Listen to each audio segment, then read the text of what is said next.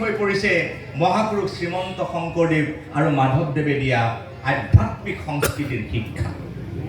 বস্তুবাদ আৰু ভোগবাদ কিমান ভয়ংকৰ আজিৰ পৰা কেইবাশ বছৰ আগেয়ে মহাপুৰুষ মাধৱদেৱে নামঘোষাত কলম ধৰি ভক্তিয়াই থৈ গৈছে।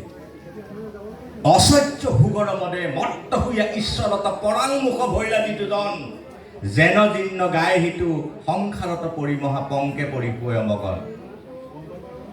যে অসহ্য ভোগত মত্ত হৈ মানুহে যেতিয়া ঈশ্বৰক পাহৰি যায়, তেতিয়া সেই মানুহৰ অৱস্থা কেনেকুৱা হয়? বোকাত পৰা এজনী লেৰেলা চেপেলা গাইৰ নিচিনা, যেনেকৈ উঠি আহিব নোৱাৰে। সেই তাৰ পৰা মানুহক উঠি আহি মানুহৰ যিটো আচল উত্তৰণ, মানুহৰ দুটা জীৱন, এটা জীৱন আমি এনেই কঢ়িয়াই লৈ ফুৰোঁ, সেইটো আচল জীৱন নহয়, সেইটো স্থূল জীৱন।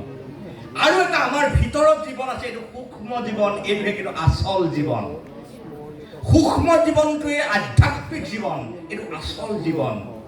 এই জীৱনটোতে জীৱনৰ আচল সৌন্দৰ্য, জীৱনৰ আচল ৰং, জীৱনৰ আচল মাধুৰ্য, জীৱনৰ আচল ঐশ্বৰ্য সেই সূক্ষ্ম জীৱনটোতহে অন্তৰ্নিহিত হৈ আছে।